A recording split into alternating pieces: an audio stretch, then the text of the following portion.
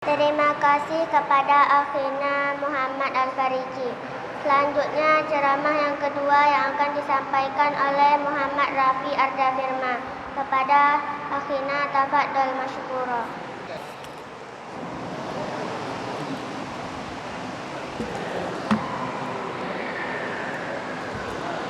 أعوذ بالله من الشيطان الرجيم بسم الله الرحمن الرحيم السلام عليكم ورحمة الله وبركاته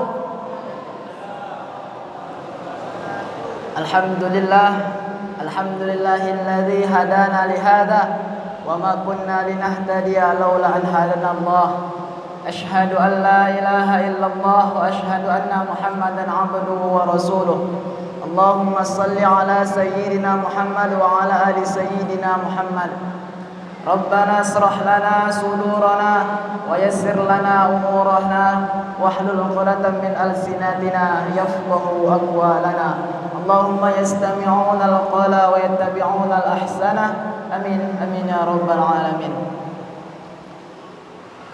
Yang sama-sama kami hormati takmir maupun kepengurusan Masjid Raya As-Salam.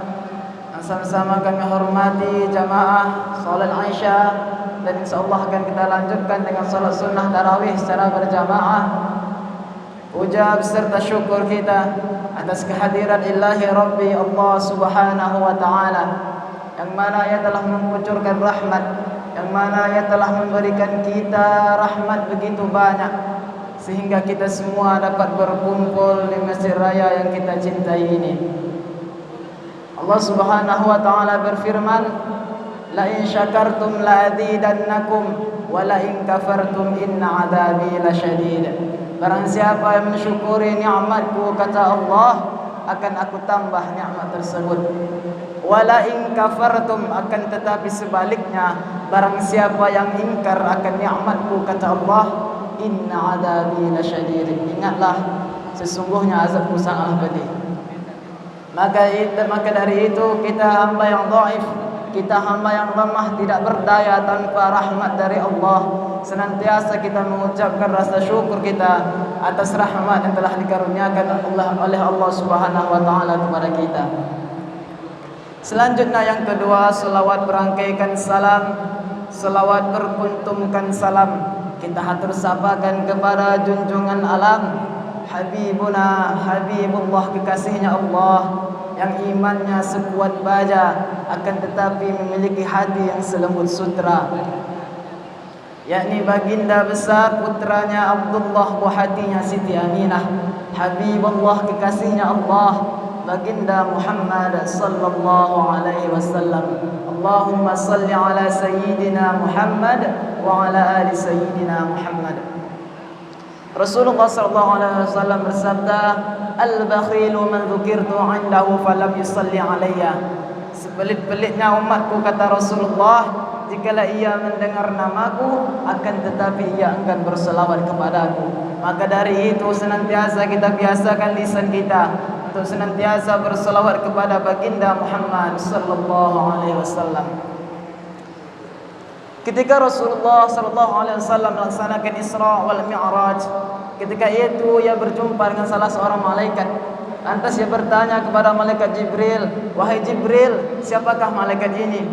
Jibril menjawab, "Ia adalah malaikatnya Allah." Rasulullah sallallahu alaihi wasallam melihat malaikat tersebut memiliki beribu-ribu tangan. Di setiap tangannya memiliki berjuta jari. Malaikat tersebut memiliki 1000 tangan. Di setiap tangannya terdapat 1000 jari.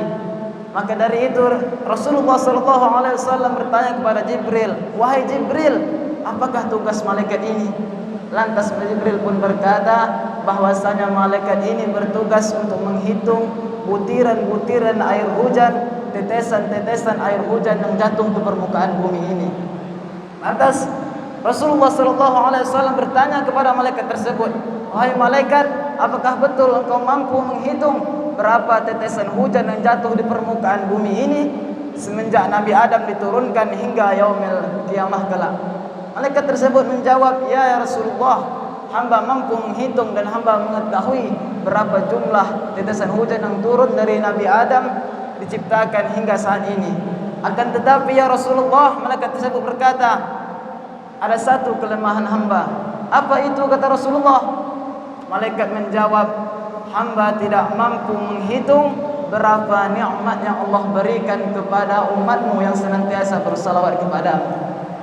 Maka dari itu, mari senantiasa sejenak kita bersalawat kepada Rasulullah, mengingat kita berharap mendapatkan syafaatnya di yaumil mahsyar kala. Amin amin ya rabbal alamin. Salatullah salamullah ala Taha Rasulillah. Salatullah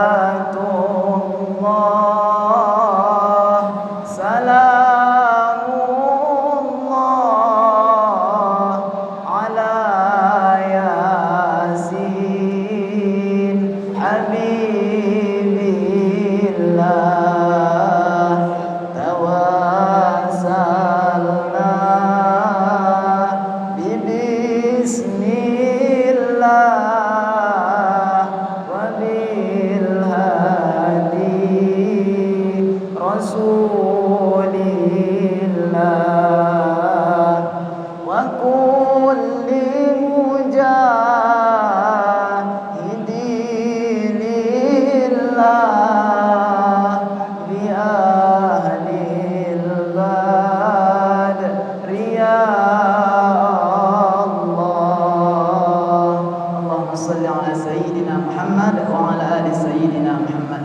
Ma'asyiral muslimin, jamaah salat sunnah tarawih yang dimuliakan oleh Allah Subhanahu wa taala. Kita sekarang berada pada 10 malam terakhir di bulan suci Ramadan. Sebentar lagi Ramadan akan meninggalkan kita, dan kita tidak mengetahui apakah kita bisa berjumpa dengan Ramadan yang akan datang.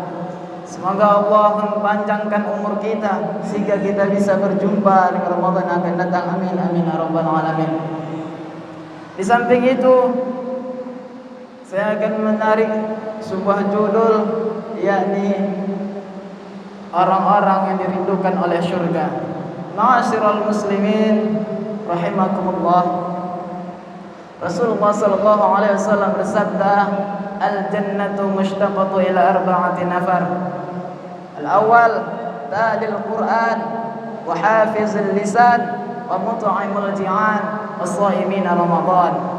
Surga rindu akan 4 golongan.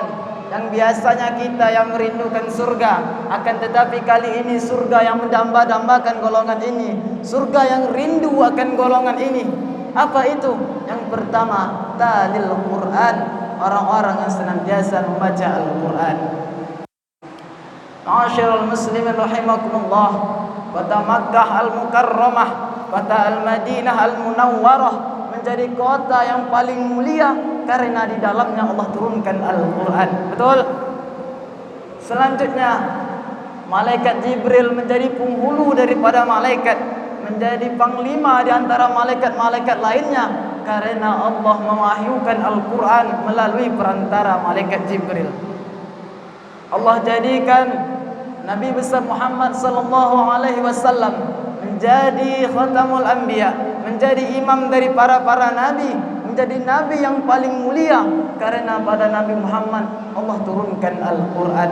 Allah wahyukan Al-Quran kepada Nabi Muhammad. Bulan suci Ramadan menjadi bulan yang paling mulia karena di dalamnya Allah turunkan Al-Quran. Allah berfirman, syahrul Ramadan alladhi unzila fihi Al-Quran. Pada bulan suci Ramadan telah kami turunkan Al-Quran. Apa gunanya Allah turunkan Al-Quran? Hudal linnasi wa bayyinatin minal huda wal furqan, sebagai petunjuk serta penjelasan mengenai petunjuk tersebut.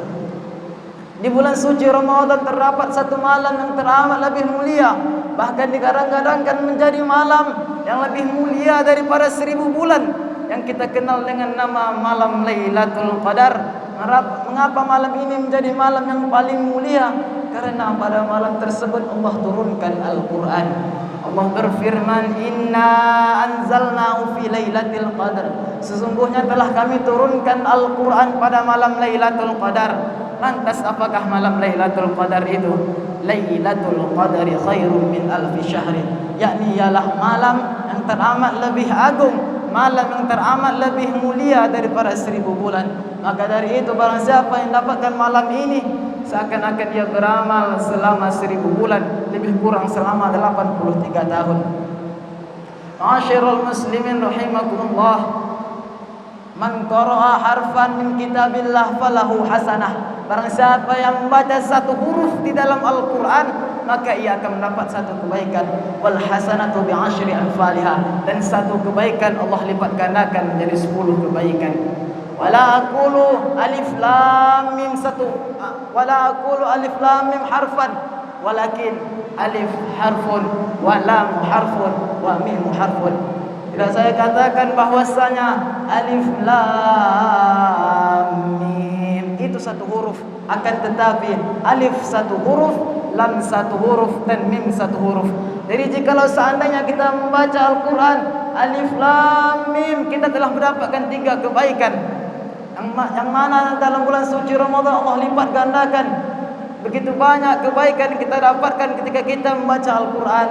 Apalagi kita sampai membaca satu surah, satu juz, ataupun kita bisa menghatamkan satu Al-Quran dalam bulan suci Ramadan. Begitulah indahnya kalau kita hidup bersama Al-Quran. Kita mendapatkan begitu banyak kebaikan yang Allah limpahkan kepada para pembaca-pembaca Al-Quran. Ma'asyiral muslimin rahimakumullah. Adapun yang kedua yang diidam-idamkan oleh surga ialah wahafizul lisan, orang-orang yang menjaga lisannya, orang-orang yang senantiasa menggunakan lisannya untuk berzikir kepada Allah, orang-orang yang senantiasa menggunakan lisannya untuk membaca Al-Quran, orang-orang yang senantiasa menggunakan lisannya untuk bersalawat kepada baginda Muhammad sallallahu alaihi wasallam. Maka orang-orang ini termasuk ke dalam golongan orang-orang yang dirindukan oleh surga. Ada suatu riwayat menceritakan ketika Luqman dipanggil oleh tuannya, "Wahai Luqman, kemarilah. Ada apa ya tuanku? Coba engkau ambil seekor kambing, kemudian engkau sembelih, dan engkau tunjukkan kepadaku bagian yang terbaik bagimu." Maka ketika itu Luqman pun melaksanakan perintah yang telah diperintahkan oleh tuannya. Ia mengambil seekor kambing, kemudian ia menyembelihnya. Kemudian itu ia mengambil satu bagian yang menurutnya itu ialah bagian yang terbaik, dan berikan bagian itu kepada tuannya. Alangkah terkejut tuannya melihat bagian tersebut ialah lisan. Setelah itu tuannya lagi memerintahkan, "Wahai Luqman, ambillah seekor kambing lagi, kemudian engkau sembelih, dan engkau berikan kepadaku bagian yang menurutmu terburuk bagimu, bagian yang terburuk bagimu." Setelah itu Luqman pun melaksanakan apa yang telah diperintahkan oleh tuannya.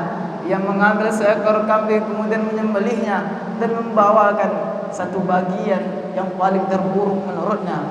Alangkah terkejutnya tuan melihat tersebut, bahwasanya yang dibawanya ialah lidah. Maka dari itu tuan yang bertanya, "Mengapa engkau berikan kepadaku bagian terbaik berupa lidah, sementara bagian yang terburuk menurutmu juga berupa lidah?" Luqman berkata, seandainya kita mampu menjaga lisan, kita mampu mengkondisikan lisan kita, maka kita bisa menjadi sebaik-baiknya orang. Akan tetapi jikalau kita gunakan lisan kita untuk mencaci maki, sumpah serapah, ribah, namimah, maka kita termasuk ke dalam golongan orang-orang yang seburuk-buruknya orang. Maka dari itu mari sama-sama kita jaga lisan kita, selalu berzikir mengingat Allah, berselawat kepada baginda Rasulullah sallallahu alaihi wasallam, karena salah satu yang bisa memberikan syafaah di yaumil mahsyar kelak ialah baginda Muhammad sallallahu alaihi wasallam. Ma'asyiral muslimin rahimakumullah. Adapun yang ketiga yang orang-orang yang dirindukan oleh surga ialah wa mut'imul ji'an, orang-orang yang memberi makan kepada orang yang lapar. Di momentum Ramadan ini sering kita jumpai orang-orang membagi takjil, sering kita jumpai orang-orang bersedekah makanan. tidak luput itu hanyalah beribadah kepada Allah Subhanahu wa taala. Jikalau mampu kita melaksanakan hal ini, maka kita juga termasuk ke dalam golongan orang-orang yang dirindukan oleh surga. Ma'asyiral muslimin rahimakumullah. Adapun yang keempat yang diidam-idamkan oleh surga ialah was-shaimina fi syahri Ramadan. Orang-orang yang berpuasa pada bulan suci Ramadan. Kita sekarang berada di momentum Ramadan. Kita berada di 10 malam terakhir Ramadan. Mari sama-sama kita tingkatkan puasa, kita tingkatkan siyam wal qiyam. Man shoma Ramadana imanan wa ihtisaban ghufira lahu ma taqaddama min dhanbihi. Barang siapa yang berpuasa pada bulan suci Ramadan dengan penuh keimanan, dengan penuh keyakinan, ghufira lahu ma taqaddama min dhanbihi, maka Allah akan ampunkan dosa-dosa yang telah berlalu. Kita juga mendirikan, di samping kita mendirikan siang di siang harinya, kita juga mendirikan qiyamul lail, mendirikan solat-solat malam. Kita mendirikan amal ibadah kita yang kita lakukan pada malam hari. Tidak cukup hanya di siang hari, akan tetapi di malam hari kita juga harus beribadah. Kita melaksanakan solat sunnah tarawih di malam harinya. Kita melaksanakan solat sunnah witir di malam harinya. Kita berpuasa di siang harinya, membaca Al-Quran, bersedekah dan lain sebagainya. Allah berfirman, ya ayyuhalladzina amanu kutiba alaikumusiyam kama kutiba alal ladzina min qablikum la'allakum tattaqun. Wahai orang-orang beriman, diwajibkan atas kamu berpuasa sebagaimana telah diwajibkan atas orang-orang sebelum kamu, la'allakum tattaqun, agar kamu bertakwa. Maka dari itu di sisa-sisa Ramadan, di akhir-akhir Ramadan ini, mari sama-sama kita tingkatkan qiyam wa siyam, baik itu di siang hari maupun di malam hari. Kita tingkatkan amal ibadah kita kepada Allah Subhanahu wa taala. Semoga puasa yang kita lakukan tidaklah puasa yang sia-sia, tidak puasa yang hanya menahan lapar dan dahaga, akan tetapi puasa yang membawa keberkahan. Karena bulan suci Ramadan ialah bulan maghfirah, bulan rahmah, dan bulan ampunan, bulan pembebasan dari siksa neraka, yang dimana pintu neraka ditutup serapat-rapatnya, akan tetapi pintu surga Allah buka selebar-lebarnya bagi orang-orang yang senantiasa bertakwa, bagi orang-orang yang senantiasa menjalankan apa-apa yang telah diperintahkan oleh Allah Subhanahu wa taala. Ma'asyiral muslimin rahimakumullah, jazakumullah khairan. Mungkin hanya inilah yang dapat saya sampaikan. Lebih dan kurang saya mohon maaf. Yang benar datangnya dari Allah, dan yang salah itu berasal dari diri saya sendiri. Wabillahi taufiq wal hidayah wa ridha wal inayah. Wassalamualaikum warahmatullahi wabarakatuh.